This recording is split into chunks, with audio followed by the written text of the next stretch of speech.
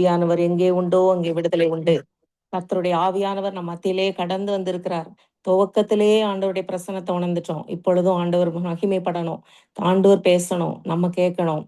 நீங்க பேசுகிறவர் நீங்கள் அல்ல, பரிசுத்த ஆவியானவரே என்று சொல்லப்பட்டிருக்கிறது. பேதுரு பவுல அப்போஸ்தலனை பயன்படுத்தினார். என்னையும் கூட மறைக்கிறேன் ஆண்டவர், ஆண்டவருடைய சன்னிதானத்துல மறைக்கிறேன். கர்த்தர் நீங்க பேசுங்க, நீங்க பேசுங்க, நீங்க மகிமைப்படுங்க. லீதியாளின் உள்ளத்தை திறந்தது போல நீங்க திறந்து எங்களுக்கு கற்றுக் கொடுக்கிறத நாங்க கீழ்ப்படிந்து இன்னைக்கு பயன்படுத்த, அதை அப்பியாசப்படுத்த எங்களுக்கு உதவி செய்யுங்க. பரிசுத்த ஆவியானவர் வேத வாக்கியங்களில் எங்களுக்கு பகிர்ந்து மன்னாவாக வானத்திலிருந்து அனுக்கிரகம் பண்ணி உடைய ஆவியானவர் எங்களை தெளிவான சத்தியத்துக்குள் நடத்தி நல்ல மேய்ச்சல் உள்ள இடத்துல கொண்டு போய் விடுங்க.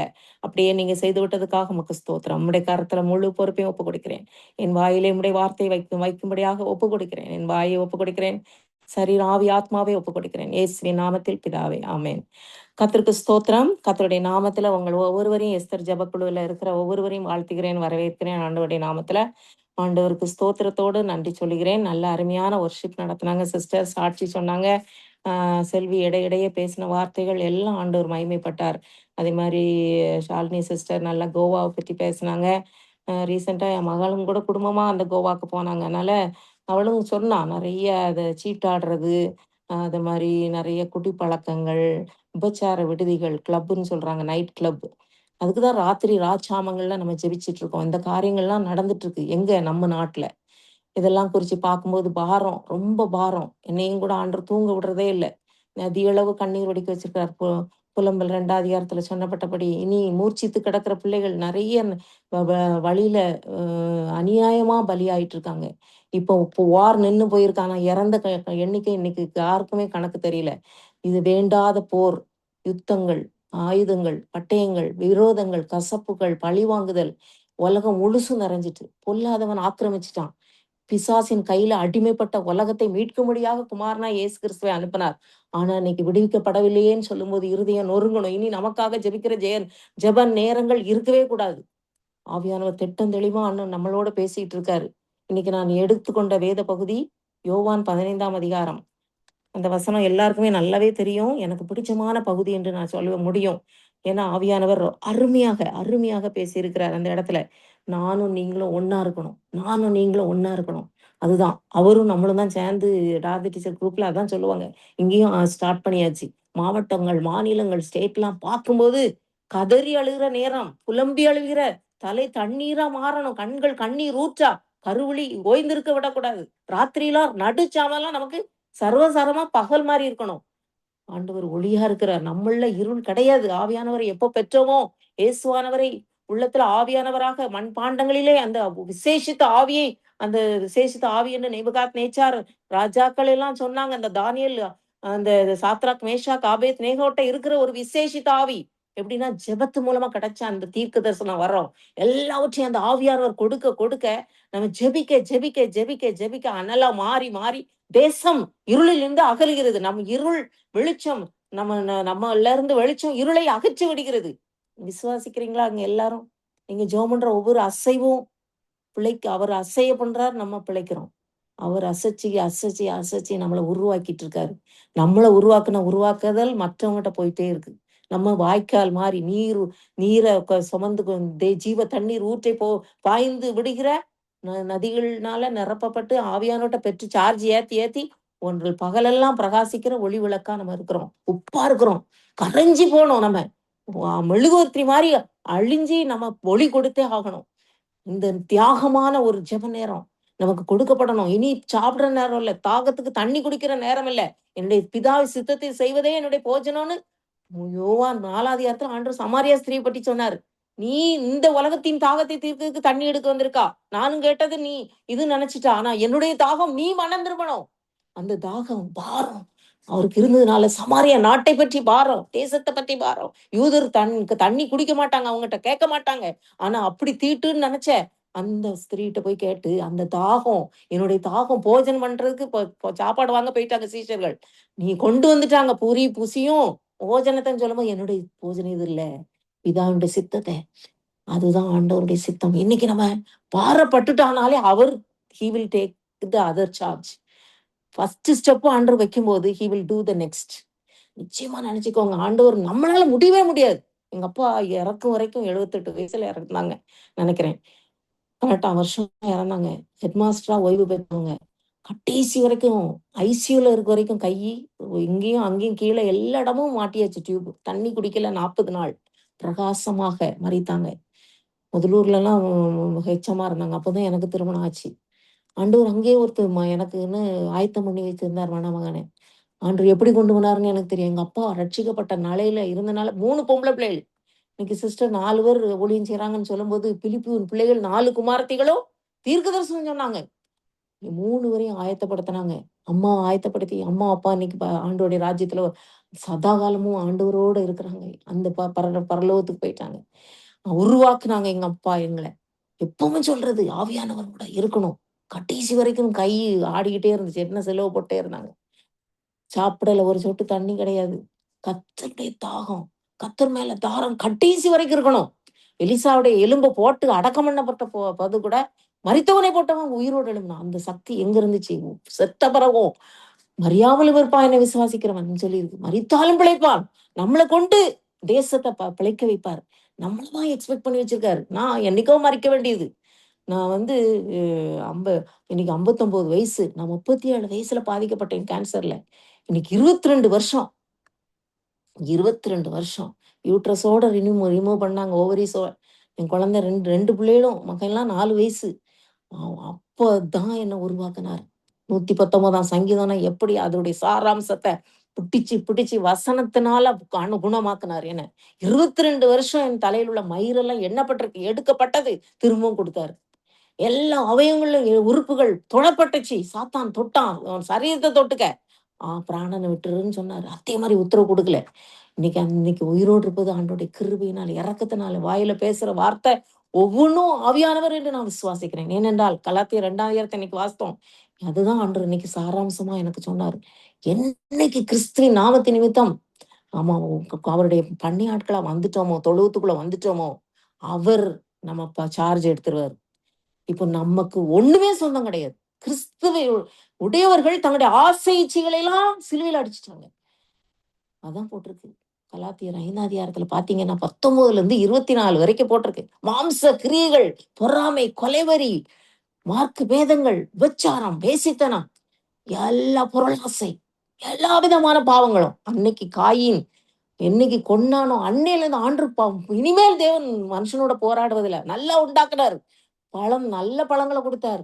ஒண்ணே ஒண்ணுதான் கட்டளை. அந்த கீழ்ப்படியாதனால ஜீவனுள்ள தேவன கட்டளையை கீழ்ப்படியாதனால அந்த ஜீவனை இழந்துட்டோம் நம்ம.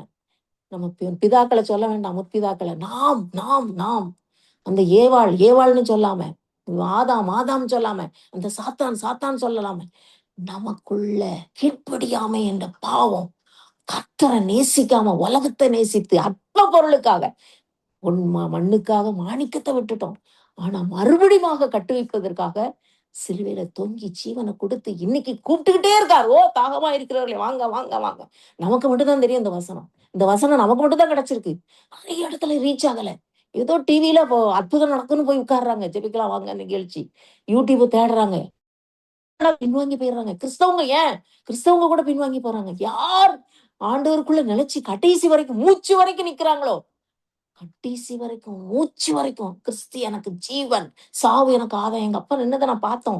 அக்கா 2 வருஷம் அக்கா ஒரு அக்கா யூஎஸ்ல இருந்தா 2 அக்காவும் இந்த பக்கம் அந்த பக்கம் வென்டிலேட்டர்ல போகும்போது தான் எங்க அப்பா ஜெபம் பண்ணல. அது வரைக்கும் கை சிலுவை போட்டுட்டே இருந்துச்சு. ஐசியூல உங்களுக்கு மூக்குல உள்ள அந்த மாஸ்க் எடுத்து விடுங்க, நான் டியூப் எடுத்து விடுங்க, நான் பேசட்டும்னு சரிஞ்சு கொண்டே வேதத்தை கையில் எடுக்க முடியாம கையில் எடுத்தாங்க. சாப்பிடாம இருந்த கை பலனற்ற கை கடைசி வரைக்கும் வாய் பேசிச்சு. வசனத்தை ஐசியூல விதைச்சாங்க. அவங்களுடைய ராஜ்யத்துக்கு எடுத்துக் கொள்ளப்பட்டாங்க. அப்பதான் சொன்னேன். தொட்டு சொன்னேன். அப்பா உங்க ஊழியம் முடிஞ்சிச்சு. ஒரு பிரின்சிபலா இருந்தாங்க ஹெச்எம்மா ஹையர் செகண்டரி ஸ்கூல்ல. உங்க ஊழியம் தெருவா நடந்த கால். ஷோல்டர் பேக் போட்டிருப்பாங்க. ட்ரெயின்ல எல்லாம் திருச்செந்தூர் ட்ரெயின் அத்தனை வரையும் சந்திச்சிருவாங்க. ஒரு சுண்டல் வாங்குவாங்க, ரட்சிப்பை சொல்லிடுவாங்க. தெருக்கள்லாம் சொன்னாங்க. என் மகா சொல்லுவா, தாத்தா சொல்லிடாதீங்க யாராவது அடிச்சிருவாங்க. இல்ல இயேசு பரலோக ராஜ்யம் வரப்போகுது. இதுக்கு ஆயத்தமான்னு சொன்னாங்க. ஆயத்தமாவே போயிட்டாங்க. அதுக்கப்புறம் அம்மா ரட்சிப்புக்குள்ள குடும்பமா ஒப்பு கொடுத்தோம் ஆண்டவருக்குள்ள. 3 பேர் கேன்சர்ல போய் பிடிக்கப்பட்டோம். அம்மா, நான், எங்க அக்கா. அக்கா குழந்தை பேத்தி இறந்துட்டா. 4 பேர். அதுக்கப்புறம் ஜீன் டெஸ்ட் பண்ணதுல இனிமேல் ஹெரிடிட்டரி ப்ராப்ளம் கிடையாதுன்னு ஆண்டவர் எனக்கு சொன்னார். ஏன் பிளட் எடுத்து டெஸ்ட் பண்ணி இனி ஃபேமிலி சாபத்தை முறித்தார். என் தேவன் சிலுவையில நமக்காக சாபமானார். பாவத்தை மட்டும் இல்ல, சாபத்தை நித்திய வாழ்வு கொடுத்துட்டார். இனி நான் அல்ல. அதான் அந்த கலாத்தியர் 2:20 நான் கிறிஸ்துவுடனே சிலுவையில் அறையப்பட்டிருக்கிறேன். இனி நான் அல்ல. நான் படைச்சிருக்கிறது நான் இல்ல. இன்னைக்கு ஐடா நான் இல்ல. எனக்குள்ள இருக்கிறது இயேசு. நான் பேசல இயேசு, நான் நடக்கல இயேசு, நான் கைகள்னால செய்யல, அவருடைய செய்கையா இருக்கிறோம். அவர் அசைனால நான் அசைறேன். அவர் பிழைக்கிறதுனால நான் பிழைக்கிறேன். கிறிஸ்துவோடு நான் சிலுவையில் அறையப்பட்டேன். என்னைக்கு நான் ஒப்பு கொடுத்தேனோ, பாவத்துக்கு மறித்து நீதிக்கு பிழைத்தேனோ, அன்னையில இருந்து take the charge. He took over the charge of me. என்னுடைய பாடி, ஸ்பிரிட், என்னுடைய சோல் எல்லாம் அவருக்குரியது. எனக்குள்ள வாழ்வது இனி நான் அல்ல, கிறிஸ்துவே அப்படின்னு சொன்ன வசனம் என்னைக்காவது நம்ம நினைச்சிருக்கோமா? இந்த வசனம் தான் என் வாழ்க்கையில ரொம்ப ஆழமா கிரியை செய்த ஒரு வசனம்.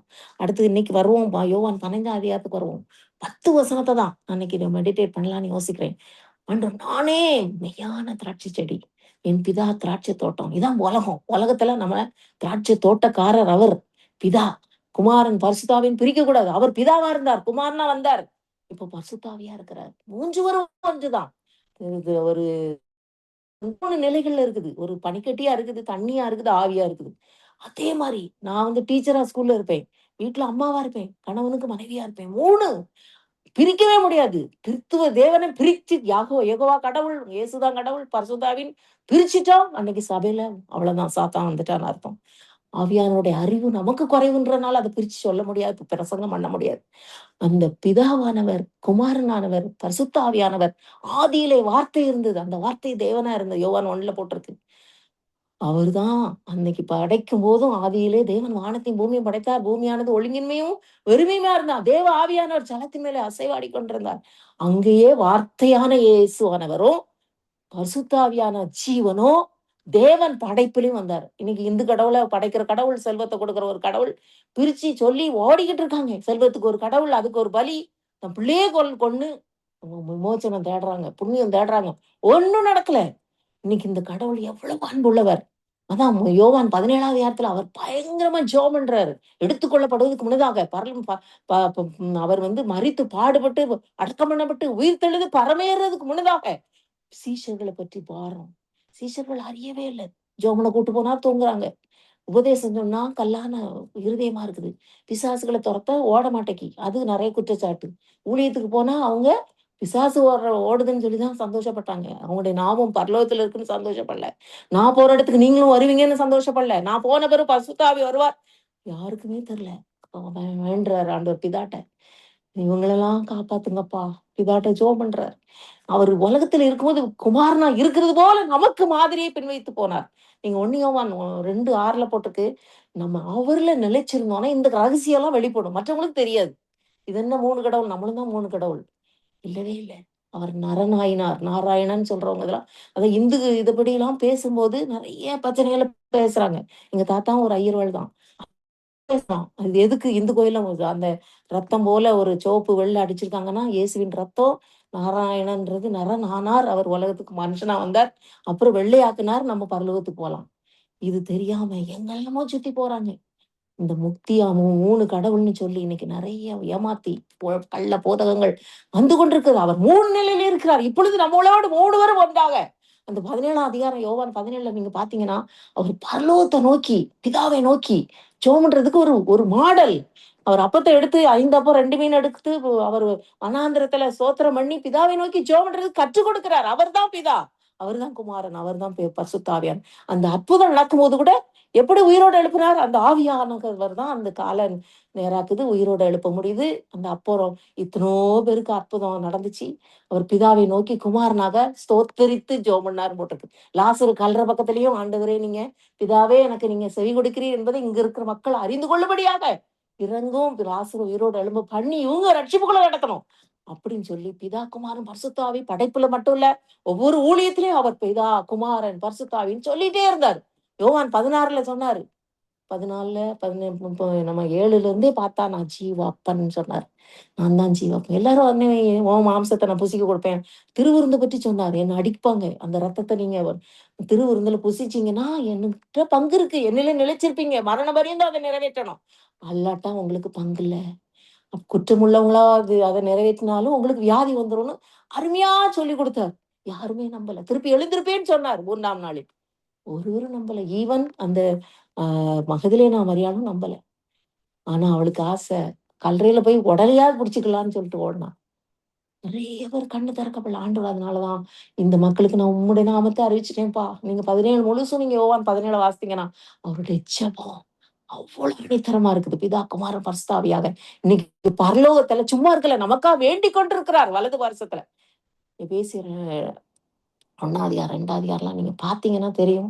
அவர் கொலோசியர் 2, 3, 1லலாம் போட்டிருக்கு. அவர் கிறிஸ்துவுடனே நம்ம உள்ள எழுந்ததுண்டான அவரோடு வரும்போது எழுந்திருப்போம். அவருடைய ஜீவன். அவருடைய ஜீவன். நாம் அவருக்குள்ள இருக்கிறபோது அவருடைய ஜீவன். நம்மள உயிரோட எழுப்பி அவரோட உட்கார பண்ண போறோம். அந்த மேலான இடத்துக்கு போனோம் நம்ம. அந்த பரலோகத்துல சும்மா இருக்கல. அவர் பிதாவின் வலது பார்சத்துல இருக்கிறார். அவருக்கு நம்ம அப்ப ட்ரினிட்டி காட் அந்த திருத்துவ கடவுள நம்ம பேசினா, நமக்கு அறிவு கொஞ்சம். அதான் அதுக்கு ஒரு எக்ஸாம்பிள் சொல்லுவாங்க. கடல் தண்ணியே ஒரு பிள்ளை, கடல் தண்ணிய இந்த குழிக்குள்ள ஊத்த போறேன்னு மண்ணுல விளையாண்டுட்டு இருந்தான். அத பார்த்துட்டு அ விளையாண்டு இந்த கடல் தண்ணி தான் குழிக்குள்ள ஊத்த முடியுமா? முடியாது. அதே மாரி திருத்துவ கடவுளையும் ஆண்டவர் பேசினாராம். திருத்துவ கடவுளையும் உன்னால புரிஞ்சுக்கிட முடியாது. அவருடைய அறிவு நமக்கு மேலானது. அவருடைய வழிகள் நம்முடைய வழிகள் அல்ல, உயர்ந்தவை. அதனால திருத்துவ தேவனை நம்ம ரொம்ப ஆண்டவருடைய செய்கைகள். அவர் போன உடனே நீங்க கவலைப்பட வேண்டாம். நான் போவேனானால் தேற்றவாளனை அனுப்புவேன். நீங்க சந்தோஷமா இருங்க. நீங்க சந்தோஷமா இருங்க. கவலைப்பட்டுறாதீங்க. போவேன்னு எடுத்துக்கொள்ளப்பட்ட பிறகு பரமேறுதல்ல இப்போ அப்போஸ்தலர் 1 அதிகாரத்துல எல்லாரும் கலிலேயராய் மனுஷரேன்னு தேவதூதன் சொன்னார். எப்படி எடுத்துக்கொள்ளப்பட்டாரோ அதே ஒலிவ மலையில வரப்போறார். நீங்க காத்துருங்க பரிசுத்த ஆவி வந்துட்டார். 2 அதிகாரத்திலே போட்டிருக்கு. நான் போயிட்டேன்னு அடுத்தது சப்ஸ்டிடியூட் அடுத்து குடுத்துட்டாரு. பிதாவா இருந்தவர் குமாரன் பிதாவா ஏதேன் தோட்டத்துல சந்தோஷமா இருந்திருக்கான். வார்த்தையானவர் பரிசுத்த ஆவியாகிய ஜீவனை ஊற்றினவர் 3 பேரும் செய்த அந்த ஜேதன் தோட்டத்து வேலை இனி கடைசி வரைக்கும் அவர் நிறைவேற்றி முடிக்க வல்லவரா இருக்கிறார். அந்த பிதாவை குமாரன் நீங்க நிருபங்கள்லாம் பார்த்தா பிதாவாகிய தேவனுடைய அன்பும் பரிசுத்தாவின் ஐக்கியமும் இயேசு கிறிஸ்துவின் கிருபையும் உங்களுக்கு உண்டாவதாக தான் போட்டிருக்கு. 3 பேருடைய கிருபை எல்லாமே நமக்கு ஆசீர்வாதம். அவங்க கொடுக்கிற ஆசீர்வாதம். அந்த 3 பேரும் ஒன்று. அந்த இத எப்பவுமே பவுல் அப்போஸ்தலன் தன்னுடைய நிருபங்கள் எழுதுவார். அந்த தெசலோனிக்கே சபை, எபேசி சபைக்கெல்லாம். அப்போ 3 பேரும் கடைசி வரைக்கும் நமக்கு ஒத்தாசையா இருக்கிறாங்க. 3 பேரை விசுவாசிப்பதுதான் நம்முடைய கணக்கு, ரட்சிப்பு. பரிபூரணப்படணும், பரலோகத்தை பெறணும்.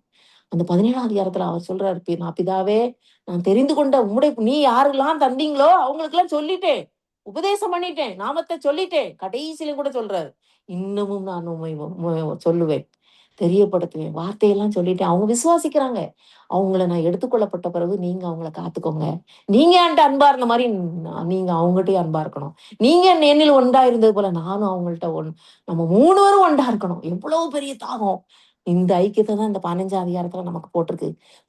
எண்ணில் நிலைத்திருங்கள். எப்படி? திராட்சை செடி கொடியில நிலைச்சிருப்பது போல. அதுதான் எக்ஸாம்பிள். பேரபிள். ஓமையா சொல்லியிருக்காரு. ஓமையினால எதுக்கு சொன்னார்ன்னா, ஈஸி டூ அண்டர்ஸ்டாண்ட். நெறைய கருகலான காரியங்கள் நமக்கு இருக்கு. உபதேசம். உப்பா இருக்கீங்க, வெளிச்சமா இருக்கீங்க. மலையில இருக்கப்பட்ட பட்டணம் இருக்கிற பட்டணம் மறைந்திருக்க மாட்டாது. மரக்கால்ல மூடக்கூடாது. நீங்க உலகத்துக்கு வெளிச்சமா இருக்கணும். அதே மாரி நானும் உலகத்துக்கு வெளிச்சமா இருக்கிறேன். அப்படின்னு நான் மெடிடேட் பண்ணிட்டே வந்தேன். ஆண்டவர் என்னலாம் இருந்தாரோ அதெல்லாம் நமக்கு தாராரு. இனி நான் உங்கள சிநேகிதர்ன்னு சொல்ல மாட்டேன். சகோதரர்ன்னு சொல்றாரு. நீங்க பார்த்தீங்கன்னா, ரொம்ப ஒரு அழகா புரியும். எபிரேயர்லலாம் போட்டிருக்கும். ஆண்டவர் நம்மள பிள்ளைகள் என்று ம் நமக்கு சொல்லப்பட்டிருக்குது. ஆண்டவருடைய நாமத்த அவரை ஏற்றுக்கொண்டவர்கள் எத்தனை பேர்களோ, அத்தனை பேர். யோவான் 1:12 போட்டிருக்கு. அத்தனை பேர்களும் ஆண்டவருடைய பிள்ளைகள். அவருடைய நாமமே இல்லாமல் வேறொரு நாமம் கட்டளையிடப்படவில்லை. ரட்சிக்கப்படும்படிக்கு வேறொரு நாமம் கட்டளைப்படவில்ல. அவர் ரட்சிக்கப்படுறதுக்கு அவருடைய நாமம் நமக்கு இருக்குது. என்னைக்கு அப்ப குமாரனா நமக்கு குமாரத்தியா நம்மள மாத்திட்டாரு. பண்ணை ஆட்களா. நம்ம வேலை சும்மா 1 கொரிந்தியர் 12ஆம் அதிகாரத்துல போட்டிருக்கு. எபேசியர் 2ஆம் அதிகாரம், 3ஆம் அதிகாரத்துலலாம் நீங்க வாசித்தீங்கன்னா தெரியும். பண்ணை ஆட்களா, ஆசாரியர்களா கட்டப்பட்டு வர்றோம். ஜீவனுள்ள கற்களா கட்டப்பட்டு வர்றோம். அவரும் ஜீவனுள்ள கட்டு. அவரதும் வெளியேறப்பட்ட கல்லு. நம்மளும் கல்லு. அவரும் மாளிகை. அவரும் அவருடைய சபையில நம்ம அங்கம். அப்படிலாம் நம்ம பார்த்தோம்னா, ரொம்ப ரொம்ப ஐக்கியத்த சொல்லப்பட்டிருக்கு இது. ஒருமனப்பாடு. அந்த ஒருமனப்பாடு இன்னைக்கு இழந்த பிறகு தான் நம்ம ஜெபம் கேட்கப்படல. அவரோடு நம்ம இணைஞ்சிருந்தோம்னா, மற்றவங்களோடு இணைஞ்சிருப்போம். இதுதான் அருமையான ஒரு கருத்து எல்லா அப்போஸ்தலர்களும் சொல்லியிருக்காங்க. நீங்க 1 யோவான்லலாம் பார்த்தா அப்போஸ்தலனாகிய யோவான் சொல்லியிருப்பாரு. அவருடைய கற்பனை என்னதுன்னா, அன்பா இருக்கிறது. எப்படி அன்பா இருக்கணும் உலகத்துல? மற்றவங்கட்ட அன்ப காட்டுறது. நீ இயேசுவுக்குள்ள இருந்தீன்னா, நீ அன்பா இருப்பா. மற்றவங்களுக்கு அன்ப காட்டுவா. பிறனிடத்துல அன்பா இருக்கணும். என்ட்ட அன்பா இருக்கிறது போல, உன்ட்ட அன்பா இருக்க போல பிறனிடத்துல அன்பா இருக்கணும். உன்ட்ட எப்படி அன்பா இருக்க முடியும்? ஆண்டோடைய அன்பு நம்ம ட்ரையாங்கிள் மாரி எடுத்துக்கலாம். அவருடைய அன்பு நமக்கு ஊற்றப்படுது. நம்முடைய அன்பு பிறருக்கு ஊற்றப்படுது. ஒரு ட்ரையாங்கிள் மாரி தான். முக்கோணம் மாரி. அப்போ 3ம் நம்ம இந்த உலகத்துல நடமாடுறோம். மத்தவங்களோட இருக்கிறோம். கணவனோட இருக்கோம். குடும்பத்துல பிரச்சனை. அன்பா இருக்க முடியல. அவங்களும் அன்பா இருக்க முடியல. ஏன் காரணம்? ஆண்டவர்ட்ட நிலைத்திருக்கல. அதுக்கு தான் இந்த 15ஆம் சாப்டர் நமக்கு போட்டிருக்கு. Easy. Christian life is not a hard life. Hard life கிடையாது. நமக்கு கஷ்டமான ஒரு எப்போ ஹார்டுன்னு நம்ம சொல்லுவோம் தெரியுமா? ஆண்டவருக்குள்ள வராம இருக்கும்போது. இன்னும் நமக்கு ஹார்டுன்னு எப்போ தெரியுமா சொல்லுவோம்? பரிசுத்த ஆவிய பெறுவதற்கு முன்னதாக. ரொம்ப ஈஸி இப்போ. இப்போ எல்லா சார்ஜும் அவர் எடுத்துக்கிடுறாரு. நான் பேசல, நான் நடக்கல, நான் சமைக்கல, நான் சாப்பிடல, நான் ஊழியம் செய்யலன்னு சொன்னா, எவ்வளோ பெரிய ஒரு இது இருக்கு தெரியுமா? ஈஸியா இருக்குது நமக்கு. ரேஸ்ல அவர் தான் விசுவாசத்தை துவங்குறவர்.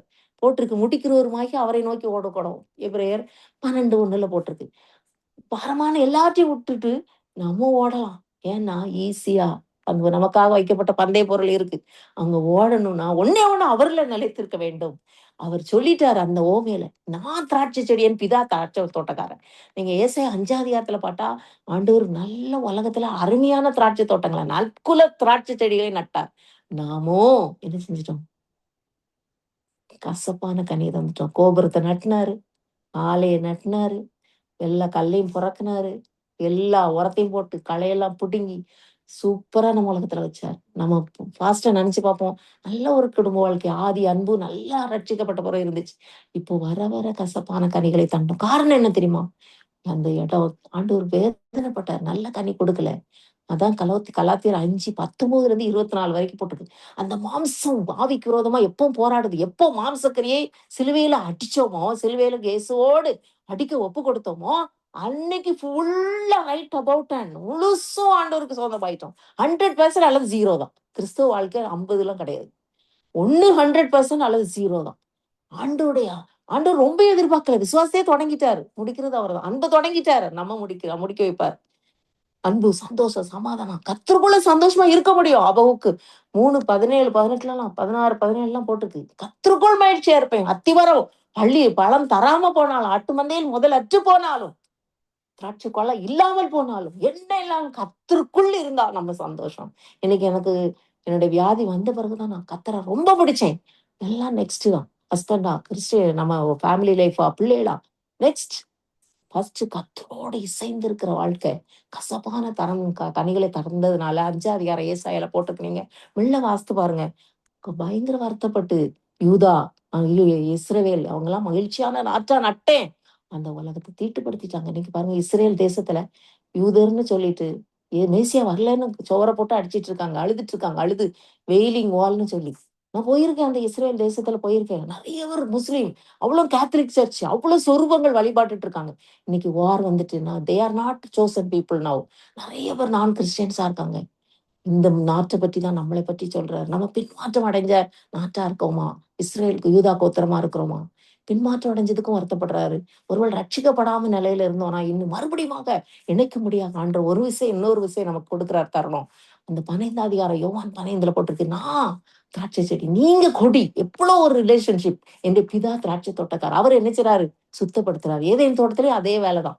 ஏது ஏவா ஆதாம படைச்ச உடனே அந்த நிலத்த பண்படுத்த தான் கட்டளை கொடுத்தாரு. நான் ஒண்ணு நினைச்சு பார்த்தேன். ஆவியானவர்ட்ட பேசினேன். ஆண்டவரே, நீங்க அந்த ஒரு சிம்பிள் வேலைய தானே குடுத்தீங்க. அது ஒரு ஒரு ஒரு சாதாரண வேலைன்னு நினைச்சுட்டாங்களோ? ஒருவேள அந்த முற்பிதாக்கள் அப்படின்னு நினைச்சேன். ஆண்டவரே இந்த இடத்துல போட்டிருக்கு. ஏசாயா 5ஆம் அதிகாரத்துல. அவர் கல்ல பொறுக்கி, கோபுரத்த நட்டி, ஆலய நட்டி, நற்குல திராட்சை தட்டு நட்டி, பண்படுத்துற வேலை அவர் வேலை. இந்த 2ஆம் வசனத்துல பாருங்க. கனி கொடுக்காத செடி கொடிய தான் வெட்டி போடுறாரு. நல்ல கனி கொடுத்துச்சுன்னா, அத சுத்தம் பண்றாரு. அவரே சுத்தம் பண்றாரு. யோசித்து பார்த்தேன். அதே மாரி இப்ப நீங்க யோவான் 17ல போட்டிருக்கு. அவர்கள் சுத்தமா இருக்கும்படி என்னைத்தானே பரிசுத்தமாக்கிறேன்னு போட்டிருக்கும். நீங்க யோவான் 17ல வாசித்தீங்கன்னா, ஆண்டவரே, நீர் எனக்கு தந்தவர்கள் பரிசுத்தமா இருக்க முடியும். ஏன்னா அவருக்கு சித்தமே நம்ம அவர் மாதிரி இருக்கணும்னா, அவர் மாதிரி பரிசுத்தமா இருந்தா ஒட்ட முடியும். அசுத்தமா இருந்தா அந்த கிளை ஒட்டாது செடியோட. கனி கொடுக்க முடியாது. சுத்தப்படுத்திக்கிட்டே இருப்பாரு பரிசுத்த ஆவியானவர். ஆவியானவரை ஊற்றி, ஊற்றி, ஊற்றி களைகளை எடுத்து, எடுத்து நமக்குள்ள இருக்கிற வேண்டாத கவலைகள், வேண்டாத களைகள் விதைச்சுக்கிட்டே இருப்பான் சாத்தான். தூங்கும்போது களை விதைப்பான். நம்ம துதி செலுத்தி செலுத்தி முன்னேறி போக போக விதைகளாகவே இருப்போம். நல்ல கனி கொடுக்கிற மரமா இருப்போம். நல்ல விதையா, நல்ல நிலத்துல பலன் தர்ற விதையா இருப்போம். அதான் போட்டிருக்கு. நீங்க யோவான் 17ஆம் அதிகாரத்துல அவர்கள் சத்தியத்தினாலே பரிசுத்தமாக்கப்பட்டவர்களாகும்படிக்கு அவர்களுக்காக நான் என்னைத்தானே பரிசுத்தமாக்கிறேன். அப்போ நம்ம இன்னைக்கு இருக்கிறது நம்ம ஜெபத்தினால இல்ல. நம்ம பரிசுத்தமா இருக்கிறது அவரால் இல்ல. என்னைக்கு கலாத்தியர் 2:20 பாவத்துக்கு சிலுவையில் அறையப்பட்டோமோ, கலாத்தியர் 5ஆம் அதிகாரத்துல 19ல இருந்து 21 வரைக்கும் மாம்சத்தை சிலுவையில் அடிச்சு கிறிஸ்தியனுடைய ஆசையும் இச்சையும் அடிச்சோமோ, அன்னைக்கே ஆவியின் கனி வந்துச்சு. 9 கனிகள் 22ல இருந்து 24 வரைக்கும். கலாத்தியர் 5:22ல 24 வரைக்கும் அத்தனை கனியும் வந்துச்சு. இன்னைக்கு நிறைய கனி இன்னும் கொடுக்கணும்னு. அன்பு, சந்தோஷம், அப்ப நம்ம சந்தோஷமா இல்ல, ஏன் வீட்டுல அன்பு இல்ல? நமக்குள்ள இருக்கிறத யாரும் எடுக்க முடியாது. ஒருவேளை மற்றவங்க அன்பா இல்லாட்டாலும், நான் அடிக்கடி நினைப்பேன், கணவன் சரியா ரட்சிப்புக்குள்ள அவங்க ஜெபிக்காம ஆண்டவர்ல நிலைச்சிருக்காதனால கனி கொடுக்க முடியல. அவங்க வேலை, உலகம்னு போயிட்டு இருக்காங்க. நம்ம ஃபுல் டைம் ஜாப் மினிஸ்ட்ரியில உட்காந்துருக்கோம். அப்படி இருந்தா நம்ம தான் அட்ஜஸ்ட் பண்ணணும். அவங்கள கனி கொடுக்கும்படியாக சுத்தமாக்குங்க, சுத்தமாக்குங்க. அவர் தன்னை சுத்தமாக்குற மாதிரி நமக்குள்ள பொறுப்பு என்னது? தெரிந்து கொள்ளப்பட்டவர்களுக்காக பரிந்து பேசுறார். நான் என்னைத்தானே சுத்தமாக்குறேன். அவங்கள தீமை நின்று காக்கும்படி வேண்டிக் கொள்கிறேன். அப்புறம் அவங்கள உலகத்தை விட்டு எடுத்துறாதீங்க. அவங்க உலகம் பகைக்கும். நீ எந்நேரம் ஜெபம் பண்ணிட்டு இருக்கேன்னு பகைக்கும். ஹஸ்பண்ட் சொல்லுவாங்க. கனி கொடுக்கறதுனால நம்மள பார்த்து பொறாம. பொறாமைன்னு சொல்றத விட, நீ வித்தியாசமான வாழ்க்கை வாழ்ற. உலகத்துக்கு ஒத்து இல்ல வாழ்க்கை. நீ பைபிள தூக்கிட்டு போயிட்டே இரு. குடும்பத்துக்கு சரியில்லன்னு. ஆனா அவங்கள பொறுமையோடு, அந்த பொறுமை என்ற கனி, நீடிய பொறுமை, தயவு, நற்குணம், விசுவாசம், சாந்தம், இச்சை அடக்கம் குடுக்க குடுக்க அவங்க மாறப் போறாங்க. நம்ம பார்க்குறாங்கள, ஸ்திரியானவள் தன்னை நடக்கையினாலே கணவன நம்ம ஆதாயப்படுத்த முடியும்னு போட்டிருக்கு. பிள்ளைகள ஆதாயப்படுத்த முடியும். அதுக்கு தான் ஆண்டவர் நம்மள வச்சிருக்காரு. ஏன் அப்பவே பிடுங்கி போட்டுருக்கலாம். என்ட்டயே இருக்கணும்னு அவங்க எடுத்து போடல. உலகத்த விட்டு எடுத்துக்கொள்ளும்படி வேண்டிக் கொள்ளாமல். உலகம் பாவிச்சானா, அதுக்காக வேண்டிக் கொள்ளல. அவங்க இன்னும் நம்மளோட இருக்கணும். நம்மள தெரிந்து கொண்டுட்டாரா, நம்ம அவரோட இருக்கணும். அதுக்கு தான் நீங்க 15ஆம் அதிகாரத்துல நான் திரும்பவும் வாசிப்பேன். அவர் என்னில் நிலைத்திருங்கள். அப்பொழுது நானும் உங்களில் நிலைத்திருப்பேன். கொடியானது திராட்சை செடியில் நிலைத்திராவிட்டால் தான் கனி கொடுக்க முடியாது. நம்ம என்னைக்கு நட்டப்பட்டுட்டோமோ, நற்குல திராட்சை செடிதான். திரும்பவுமா நம்மள நட்டிட்டாரு. திரும்பவுமா அவரோடு இணைச்சிட்டாரு. பிள்ளைகளாக, சிநேகிதராக, சகோதரராக, அவருடைய மாம்சமும் எலும்புக்குரியவர்கள் போட்டிருக்கு. எபேசியர் 5ஆம் அதிகாரம் கடைசி வசனங்கள்ல போட்டிருக்கு. அந்த மாம்சத்துக்கும் எலும்புக்கு உரிய நம்ம சரீரத்தின் அவயவம். அவர் தலை, நம்ம அவயவமா இருக்கிறோம். நம்ம சபையில ஒரு ஒரு அவயவம். நம்ம காலா, கையா, கண்ணா இருக்கலாம். அப்போஸ்தலரா, மேய்ப்பரா, ஏதோ ஒரு ஊழியம் எப்பப்ப இணைக்கப்பட்டோமோ, அன்னைக்கு கனி குடுத்து சும்மா நம்மளே என்ஜாய் பண்ணிட்டு இருக்கிறது இல்ல.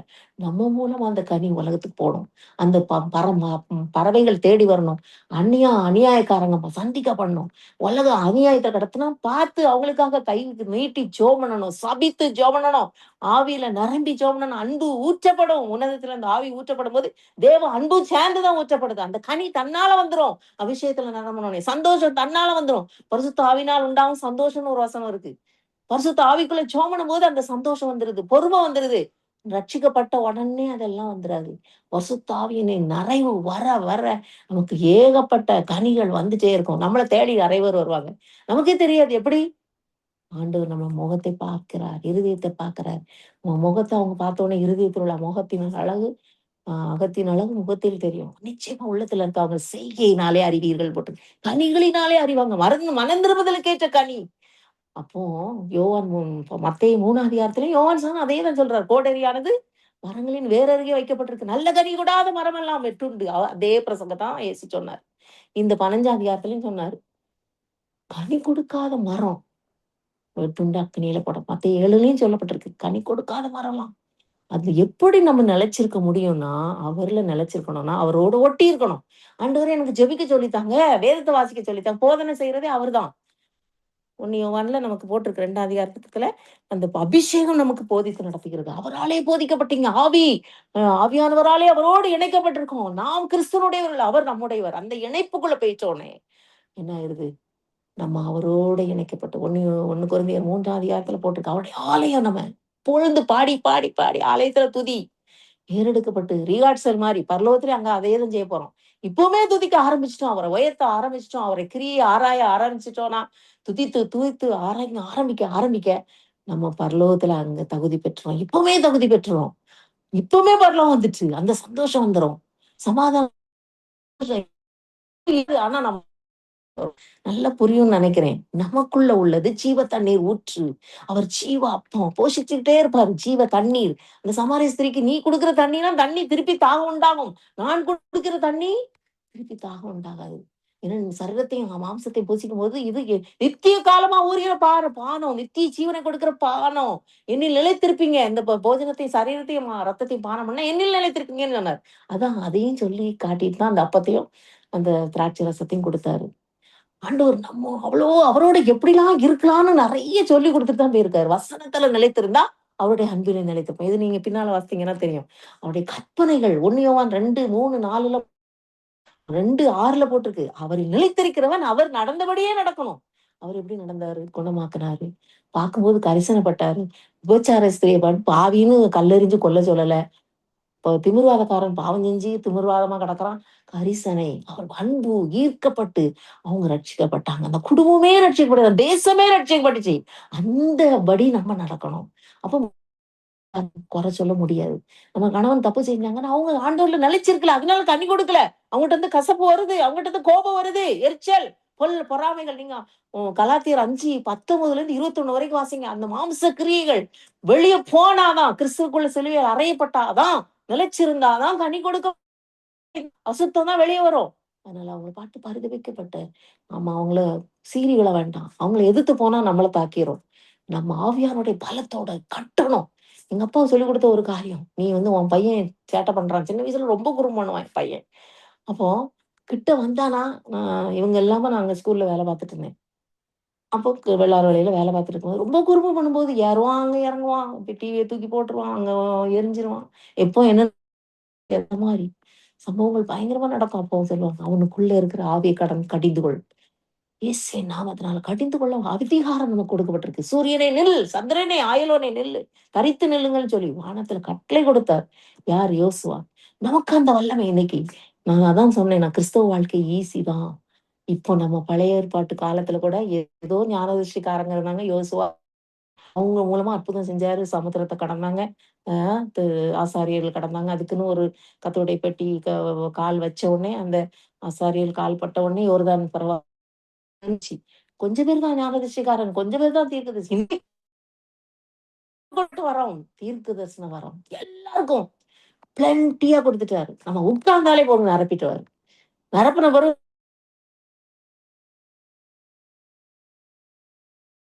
போல. தன்னால வந்துரும். அவர் ஊழியம் செஞ்சது போல. நம்ம உலகத்துக்காக அல்ல. நமக்காக அல்ல. போடுவோம். ஆண்டவரே என்ன எடுத்துட்டீங்கன்னா, இந்த மக்களுக்கு நான் சொல்லாம என் குடும்பம் ரட்சிக்கப்படாம போயிருமே. நான் அடிக்கடி சொல்லுவேன், ஆண்டவரே உலகத்த விட்டு போறதுக்கு நான் ஆசைதான். ஆண்டவர்ட்ட ராஜ்யத்துல ஆண்டவரோட இருக்கிறதுக்கு ஆசைதான். இந்த உலகத்திலே உங்களோட தான் இருக்கிறேன். ஆனா இந்த உலகத்த விட்டு எழுப்பிட்டு போனா என்னுடைய கணவன், என்னுடைய பிள்ளைகள் இன்னும் நெறைய சொல்லி அப்பா அவங்களும் அந்த நிலைக்கு வரலையே. அதனால இன்னும் கொஞ்ச நாள் தாங்கப்பா. அதே மாரி பவுலப்போஸ்தலன் பிலிப்பு 1ஆம் அதிகாரத்துல சொல்றாரு. என் தேகத்தை விட்டு நான் கொஞ்ச நாள் இருப்பது உங்களுக்கு பிரயோஜனமா இருக்கும்னு. அதுக்காக நம்மள வச்சிருக்காரு. நம்மள திராட்சை தோட்டத்துல வச்சிருக்காரு. நல்ல கனி கொடுக்கிறதுபடி வச்சிருக்காரு. நம்மள தேடி நெறைய பேர் வரும்படிக்கு வச்சிருக்கிறார். நம்ம கற்பனைகளில் நிற்கணும்.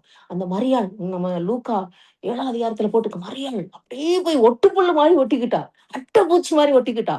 ஆண்டவருடைய பாதத்துல சீமோன் பரிசேயன் வீட்டுல போஜனம் பண்ற ஆண்கள் மத்தியில வெட்கப்படல. 7 பிசாசு துரத்தப்பட்டு பல பாவங்கள் மன்னிக்கப்பட்டவளாக கண்ணீர்னால் நரைச்சி அந்த பாதத்தை முத்தம் செஞ்சு செஞ்சு பரிமள தைலத்தை ஊத்தி ஊத்தி இடம் முழுசும் தலை மயிர்னால துடைக்கிறா. பாதத்தை தொடச்சி தொடச்சி எவ்வளோ ஆசை. என் முடியலாம் அவங்களுக்கு என்னுடைய கண்ணீரெல்லாம் தந்துடுறேன். அவங்க முத்தம் செஞ்சா. நான் உடனே யோசித்தேன். கண்ணீர் சும்மா வராது. அவர் பாதத்துக்கு போனா வேற அவ யோசிச்சிருக்க மாட்டா. ஜெபம் பண்ணியிருப்பா. அந்த ஜெபம் ஆண்டவருடைய அன்பா இருக்கிறோம்னா, நம்ம கற்பனைகள் கீழ்ப்படிவோம். அவரோடு இணைஞ்சிருக்கணும்னு ஆசைப்பட்டா. நிலைத்திருங்கள். அப்போதான் கனி கொடுக்க முடியும். அவள் கிரியைய இன்னைக்கும் நினைச்சு ஆண்டவரே மரியாதை போல என்ன மாத்துங்க. கண்ணீர் வடிக்கணும்ப்பா. மற்றவங்களுக்காக ஜெபிக்கணும். நம்மட்ட அன்பா இருக்கணும்ப்பா. அது அன்பிலே நிலைத்திருங்கள். அடுத்தது சொன்னாரு. என்னில் நிலைத்திருங்கள், என் அன்பில் நிலைத்திருங்கள், என் கட்டளைகளில் நிலைத்திருங்கள். 3 காரியம் தான். கற்பனை. அடுத்து கற்பனையில நிலைத்திருந்த அடுத்த மரியாள். லாசருவின் சகோதரியாகிய மரியாள். லூக்கா 10:42 போட்டிருக்கு. தேவையானது ஒன்று. வந்து பாதத்துல கடந்தார். கற்பனையை கீழ்ப்படுகிறது. பாரமானது இல்ல. அவருடைய நுகம் மெதுவானது. அவருடைய சுமை லகுவானது. பாரம் லகுவானது. நுகம், சுமை எல்லாமே லகுவானது. உன்னால வருத்தப்பட்டு பாரம் வாங்க என்கிட்ட. நான் உங்களுக்கு இளைப்பாறுதல் தரேன். நீங்க 1 யோவான் 3ஆம் அதிகாரம் நினைக்கிறேன். அதுலலாம் போட்டிருக்கு. 3, 4லலாம். அவனுடைய வசனத்த கீழ்ப்படிஞ்சா என்னில் அன்பு கூறுகிறீங்கன்னு அர்த்தம். என்னில் நிலைத்திருக்கிறீங்கன்னு அர்த்தம். 1 போல போட்டிருக்கு. அப்போ அன்பு, கற்பனை, அவரில் நிலைத்திருக்கிறது 3மே 1 3 இன் 1. அவர்ல நிலைச்சிருந்தா அவர்ட்ட அன்பா இருப்போம். அந்த மரியாள போல. அவரில் நிலைத்திருந்தா கற்பனை கீழ்ப்படிவோம். அவருடைய கற்பனையில கீழ்ப்படிஞ்சா அவரில் திருப்பி நிலைச்சிருப்போம். 3 1. அவருடைய கற்பனைகளை நிலைத்திருக்கிறவன். அவன்தான் கற்பாறையின் மேல் கட்டப்பட்ட வீடுன்னு நமக்கு மத்தேயு 7ஆம் அதிகாரத்துல போட்டிருக்கு. 7 கடைசியில போட்டிருக்கு. என்னுடைய வார்த்தையை கேட்டு என்னில் நிலைத்திருக்கிறவன் கற்பாறை. 7:24 27 வரைக்கும் போட்டிருக்கு. கற்பாறையில கட்டின வீடு. பெருவெள்ளம் வந்தாலும், எந்த கஷ்டம் வரட்டும், கேன்சர் வரட்டும், வியாதி வரட்டும், டயாலிசிஸ் வரட்டும், ஹார்ட் நிக்கு போட்டும், பரவால்ல. நிலைச்சிருப்போம். நம்ம அவருடைய கற்பனைகளை கைக்கொள்ளும் போது, வசனம் நான்லாம் கேன்சர் வியாதியில 119ஆம் சங்கீதத்துல 76 வசனம். அப்படியே ட்ரிப்ஸ்ல ஏறும்போது மருந்து கீமோதெரபில. அப்படி வசனத்த சொல்லுவேன். வசனத்தை அனுப்பி குணமாக்குனார். நான் நிச்சயமா சொல்ல முடியும். அவருடைய வசனம் அவ்வளவு உயிர்ப்பிக்கிற வசனம். பாவம் செய்ய முடியாதபடி இருதயத்துல வைத்துக் கொண்டேன்னு தாவீது சொல்றார். 119 முழுசும் வசனத்த பத்தி தான் சொல்லியிருக்கு. மனமகிழ்ச்சியா இருப்பேன். நாள் முழுதும் தியானம். ஒரு ராஜாவுக்கு முடிஞ்சுச்சுன்னா, ஒரு தானியேலுக்கு இடைவிடாமல் ஆராதிக்க முடிஞ்சுச்சுன்னா, சாத்ராக், மேஷாக்குக்கு இடைவிடாமல் ஆராதிக்க முடியுது. நம்மளால முடியாதா? நிச்சயம் பண்ண முடியும். வசனத்த ஆராய முடியும். நாள் முழுவதும் தியானம் ஆண்டவரே. வசனமும் ஜெபமும் தான் நம்மள அவரில் நிலைத்திருக்க செய்யும். அவருடைய அன்பு, அதே மாதிரி ரோமர் 8 கடைசி வசனங்கள் போட்டிருக்கு. அவருடைய அன்பு நம்மளை நெருக்கி ஏங்கணும். மரணமோ, நாசம், மோசமோ, வருங்காலமோ, நிகழ்காலமோ, கிறிஸ்துவின் அன்பை விட்டு என்ன பிரிக்கவே முடியாது. அந்த அன்பில் இணைக்கப்பட்டிருக்கணும். கற்பனையில இணைக்கப்பட்டிருக்கணும். அவரில் இணைக்கப்பட்டிருக்கணும். 3 இணைக்கப்பட்டா நல்ல கனி கொடுப்போம். நம்ம கேட்டுக்கொள்வது அத்தனையும் கிடைக்கப்படும். நம்ம வேண்டிக்கொள்வோம். நீங்க வசனம் 15 என்ன வசனம் போட்டிருக்கு? நீங்க பிதா இருக்கிறது போல நான் உங்களில் அன்பா இருக்கேன். என் அன்பிலே நிலைத்திருங்கள். நான் என் பிதாவின் கற்பனைகளில் கைக்கொண்டு அவர்கள் அன்பிலே நிலைத்திருக்கிறது போல. அவர் செஞ்சது போல நம்ம 1 யோவான் 2:6 போட்ட மாரி, அவர் அன்பா இருந்தது போல, அவர் கற்பனையை கீழ்ப்படிந்தது போல பிதாவுக்கு, அவரும் பிதாவும் ஒன்றா இருந்த மாரி அவரோட நம்ம இணைக்கப்படணும். எவ்வளவு பெரிய ரகசியத்த ஒரு சாப்டர்ல 10 வசனத்துக்குள்ள சொல்லிட்டாரு. அப்போ அவரு திராட்சை செடின்னு சொன்ன ஓமை எவ்வளவு உண்மை தெரியுமா? அந்த கனி, அந்த சாராம்சம், அவருடைய குணநலங்கள் அந்த ஒட்டும் போதே வந்துரும். இனி நம்ம பேச மாட்டோம். நம்ம கனி கொடுக்க மாட்டோம். நம்ம கனி நல்ல கனியா இருக்கும். கசப்பு கனி இருக்காது. அப்படி இருந்துச்சுன்னா சந்தேகம், ரட்சிப்புல சந்தேகம், நிலைச்சிருக்கலன்னு சந்தேகம், வேத வாசிக்கலன்னு சந்தேகம், ஜெபிக்கலன்னு சந்தேகம் தான் அது. சரியானபடி இல்லைன்னு அர்த்தம். கனியினாலே அறிவீர்கள். உங்கள் கனி நல்ல கனி கொடுக்கும். கெட்ட மரம் கெட்ட கனி தான் கொடுக்கும். முட்செடி திராட்சைப்பட்ட பழத்தை கொடுக்காது. ஆண்டு அழகா சொல்லி கொடுத்திருக்காரு. போட்டுருவாரு. நல்ல கனி குடுத்தான்னா, இன்னும் சுத்தம் பண்ணி நல்ல கனி குடுப்போம். ஆண்டவரே நான் கனி கொடுக்கிறேனா, இன்னும் சுத்தம் பண்ணுங்கப்பா. அல்லது சபிக்கப்பட்ட அத்தி மரமா இருக்கிறேனாப்பா. நீங்க உங்க தாகத்தா இருக்கிறேனா, நீங்க பசிய தீர்க்கிற ஒரு மரமா இருக்கிறேனாப்பா. கசப்பான மரத்த தந்துட்டீங்க, பழங்கள தந்துட்டேனோ, நீங்க வருத்தப்பட்டு போயிட்டீங்களோ, என் வீட்ட விட்டு போயிட்டீங்கன்னா நான் எம்மாத்திரம், நான் எங்க போவேன் சுவாமி? இன்னைக்கு ஒப்பு கொடுப்போமா? நீங்க ஏசாயா 5ஆம் அதிகாரத்த எடுத்துக்கோங்க. நான் என்ன செய் எனக்கும் திராட்சை தோட்டம் இருக்கு. நீங்க திராட்சை செடினா வச்சு நம்மள அழகா திராட்சை செடியா நட்டி கற்கள் எல்லாம் பொறுக்கி வச்சிருக்காருன்னா, இவர் கசப்பான கனி இல்ல, நல்ல கனி. காலம் தப்புனா கூட 12 மாதமும் கனி கனி கொடுக்கிற மரம். அவருடைய வேதத்திலே தியானமா இருக்கிற மாதிரி இலையுதிராத மரத்தை போல இருப்பா. ஒன்று சங்கீதம் 1ல போட்டிருக்கு. எரேமியா 17ல போட்டிருக்கு. அவர் மேல் நம்பிக்கையா இருக்கணும். அப்பனா நதியோரத்தில் நாட்டப்பட்ட மரம் போல 12 மாதமும் கனி கொடுக்கணும். ஒரு இல்லாத இடத்துல போய் கண்டவர் தனி தேடிட்டாருன்னு. எந்த மரத்த எந்த அந்த மாதத்திலயும் எந்த நாள்ல வந்தாலும் கனி கொடுத்தே ஆகணும். வீட்டுல கஷ்டம், மரணம் வந்துச்சு, அதனாலதான் நான் அழுதேன். அப்படி சொல்லவே முடியாது. எந்த இடத்துல ஆண்டு நிக்கணும் நம்ம. மரணமோ, நாசமோசமோ அவருடைய அன்பை விட்டு பிரிக்கவே முடியாது. அப்ப வந்தா கூட என்ன பற்றி சொல்லணும் ஆண்டவர். இந்த மரத்துல நான் கனி குடுத்துட்டே தான் இருப்பேன். மரணம் கூட என்ன அசைக்க முடியாது. ஜீவனோ, மரணமோ, பட்டயமோ, நாசம், மோசமோ, வருங்காலமோ, நிகழ்காலமோ கிறிஸ்துவின் அன்பை விட்டு போனா கூட, என் சரீரம் அழிஞ்சு போனா கூட, அழுகி நாற்றம் எடுத்தாலும், என் மீட்பர் உயிரோடு இருக்கிறார். கடைசி நாள்ல அவர பார்ப்பேன். அந்நிய கண்களால யோபு சொன்னார். கற்கள் அவ்வளவு கொப்பளம் கொப்பளமா பருக்கள் நிறைந்து, அன்னைக்கு லாசர் மேலயும் உலகத்துல, பரலோகத்துல ஆபிரகாம் மடியில தொப்புன்னு போய் மூடும்போது பரலோகத்துல போய் நிக்கணும். அந்த அந்த வருகைக்காக எதிர்நோக்கி இருக்கிறோம். அந்த விதவையும் 2 காசு போட்ட விதவை தன் ஜீவனத்துக்குள்ள அத்தனையும் போட்டுட்டான்னு ஆண்டவர் சொன்னாரு. இந்த மரியாள குறிச்சும் அவ தேவையானத உண்டு தெரிந்து கொண்டாள். இந்த மரியாளையும் சொன்னாரு. அவள்ட்ட நான் அன்பா பாவத்த மன்னிக்கப்பட்டதுன்னு என்ட்ட முத்தம் செஞ்சுட்டே இருக்கா. தொந்தரவு பண்ணாத. நீ எனக்கு தண்ணி தந்தியா? முத்தம் குடுத்தியா? அவ பாரு பாதத்துல கிடக்குற ஒண்ணே ஒண்ணுதான் நிலைத்திருத்தல். கடைசியா நான் சொல்ல வேண்டிய காரியம் என்னன்னா, அந்த ஏசாயா 5ஆம் அதிகாரத்த எடுத்துக்குவோம். ஆண்டவர் சொல்றாரு, "எனக்கும் திராட்சை தோட்டத்துக்கும் நியாயம் தீருங்கள். கசப்பான கனிகளை கொடுத்ததுனால" அவர் சொல்றார், "திராட்சை தோட்டம் நீ என்ன செய்யலாம்? திராட்சை பழங்களை தருமென்று நான் காத்திருக்க, அது கசப்பான பழங்களை தந்ததென்ன? இப்போது நான் என் திராட்சை தோட்டத்துக்காக செய்வதை அ உங்களுக்கு அறிவிப்பேன். அதன் வேலியை எடுத்து போடுவேன்." ஐயோ! வேலி எடுத்து போட்டா எங்க போவும்? வேலி அடைச்சாரா யோபுக்கு? வேலி எடுத்து போடுன்னு தான் சாத்தான் சொல்லுவான். அந்த நல்ல கனி கொடுக்கலன்னா வேலி எடுத்து போட்டுருவார். அறுத்து போட்டுருவார். கொடிய அறுத்து போட்டுருவார். அக்னியில போட்டுருவார். ஆண்டவரே, அதுக்கு முன்னதாக நான் மனம் திரும்பிடுறேன்ப்பா. கசப்பான கனி எது கொடுத்துட்டு இருக்கேனா? என் வார்த்தையில, என் நினைவுல எல்லாம் கசப்பு இருக்குதா? அன்பு இல்லையா? கனியே இல்லையா? சந்தோஷம் இல்லையா? பொறுமை இல்லையா? எனக்கு உதவி செய்யுங்கப்பா. எடுத்து போட்டுறாதீங்கப்பா. ஆண்டவரே, வேலி எடுத்து போட்டா நான் எங்க மிருகங்களும் வந்து அத பீறி போட்டுருமே அந்த திராட்சை தோட்டத்த. அழிச்சு போட்டுருமே, பாழாக்கி போட்டுருமே.